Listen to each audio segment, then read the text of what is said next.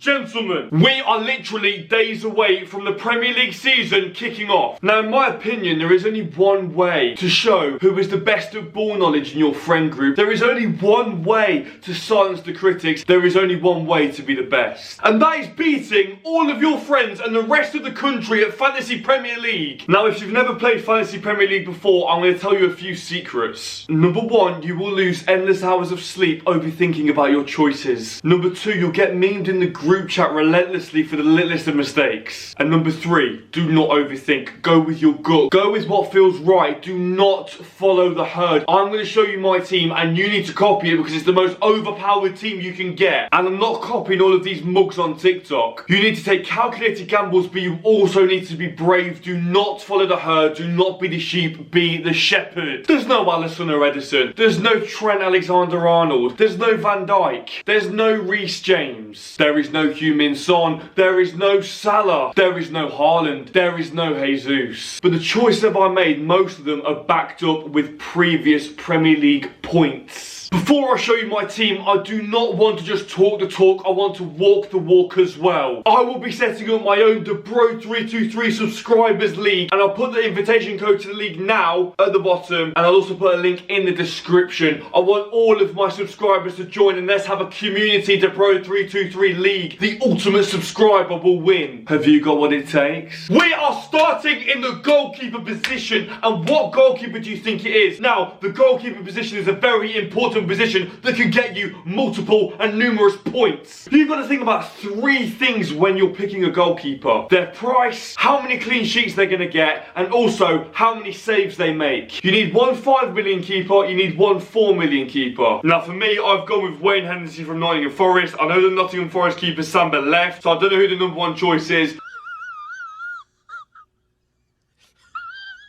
I've just put him in there, I don't care. Who gives a shit about the second goalkeeper? No one gives a fuck. But here we go, the main event. We want a goalkeeper that is worth the price. A goalkeeper who has a solid defence, but also a leaky defence. Why do I say that, you ask? Well, you want a keeper that will face a lot of shots because the defence isn't the best, but then also have a good enough defence to get clean sheets. Arsenal are your team. Aaron Ramsdale is in goal for me. He's 5 million. He's a bargain. Don't be going for them 5.5s of Alisson Edison. You go for Ramsdale. Arsenal get some clean sheets, and he also makes the most theatrical saves, and I think fantasy give him an extra point every single theatrical dive he does. Okay, the goalkeepers are sorted, now we go to the defence. Right, these are the facts. This year, defenders are more important than any other year. Because the game keeps evolving, there's more and more attacking fullbacks coming in. You can't be ignoring defenders and just be getting 4 mil centre-backs and then hope for your wingers and attackers to get their money. No. Trent Alexander-Arnold is not in my team, and in comes Andy Robertson. People are forgetting that Trent Alexander-Arnold has not scored a free kick in about 55 years. Yes, he scored a free kick last year against West Ham, but he didn't actually score a free kick. Salah rolled it to him and then he scored. He's not scored a dead ball free kick in about 2 years now. I think it was the last game of the season when we won the league. People also forget Andy Robertson takes half the corners for Liverpool. People always say, oh, Trent takes the corners, Trent takes the free kicks. No.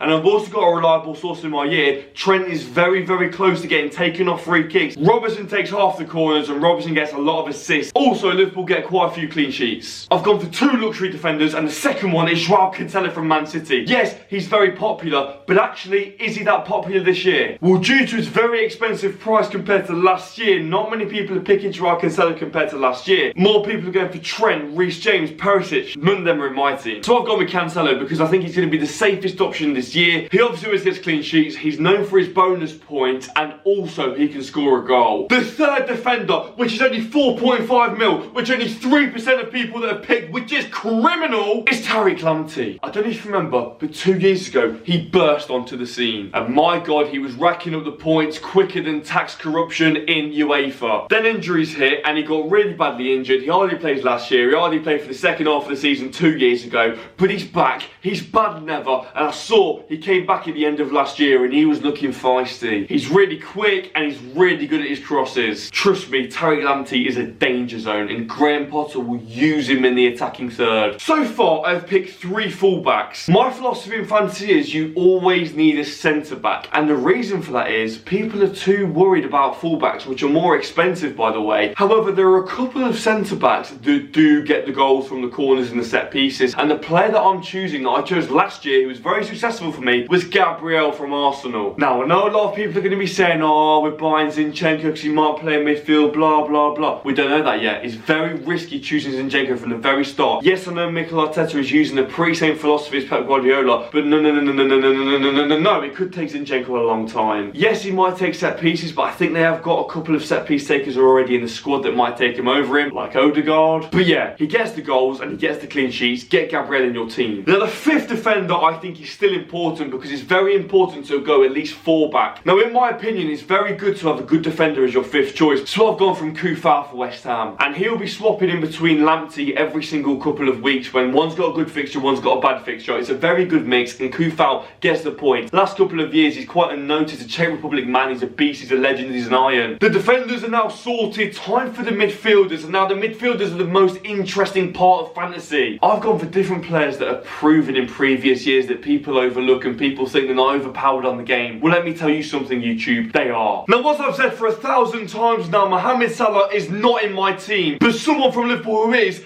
Luis Diaz, and for 8 million, he's a bloody bargain. The man body things like a ghost, he leaves people for dead. He'll get the goals, he'll get in the right position, he'll skill, he'll get the assist, he'll get the bonus points. Oh my god, he's a cracked midfielder. For 8 million as well, he's literally another Sadio Mane. The next player I've got, who is going to be a potential captain most weeks, Kevin. If you genuinely want me to explain to you why you should have De Bruyne in your team, do you even watch football? Do you? This video is specifically for people that need just a bit of help. Oh, how do I beat my friends? What do I do different? I don't want to be copying them. My brother, De Bruyne is a cracked code. No one uses him. People think he's too expensive, he's too injury prone, he's a centre midfielder, he won't get the points, he's not like Salah on the wing, he's not like Son up front. Shut up and do your homework. My guy's on the set pieces. He will literally cross the ball from anywhere, he'll cross the crucifix. If you let Kevin talk, he won't let you down. Let me talk!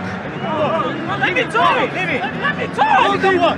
Let me talk! I just had to check my computer just to double check that I've not got the price wrong. 6.5 million for Odegaard from Arsenal. The captain of Norway and now the new captain of Arsenal, Martin Odegaard, is 6.5 mil. What are you doing? Stop the video, get him in your team now. He's looking on fire right now, and he was in immaculate form at the end of last season, and he's also had a really good pre-season with Arsenal. If we're being truthful, he's literally took Emil Smith-Rowe's spot, and oh my god, that's the class that Arsenal in their midfield. It's going to be immense this year. Some of the goals he scored for Norway last few months, oh my god, it's ridiculous. He's also on set pieces, and oh my god, you just need to get him. He scores a banger, and also he gets the assist as well. Up next, and maybe one of my most controversial decisions on this fantasy, I've gone for a man who has a snake on his leg. I've gone for a man who's tried it in Liverpool, who's tried it in Manchester, and now trying it in Chelsea. The man is called Raheem the Dream Sterling. 10 million. 10 million is a lot. It is a lot. 10 million. But if Salah's 13 million, what are you doing? Raheem Sterling is guaranteed minutes. Did you not see the clip of him and Thomas Tuchel whining on a table tennis court? He loves a tap in. He's a slut for a tap in, and oh my god, you need to get him now. Yes, I admit these are calculated risks, and you've got to go with your gut. But trust me, if you want to win your league, you have to take risks, and you can't be like the rest. Do not. You cannot play safe, my brother. I've already told you too many times you cannot play fantasy safe. It's about balls and showing who's a man and who is a woman as well. You know, men and women do play fantasy. It just shows who's got the guts, because everyone's got guts. I'm missing someone. I'm missing a goal scorer. I need a proven goal scorer. Who can it be?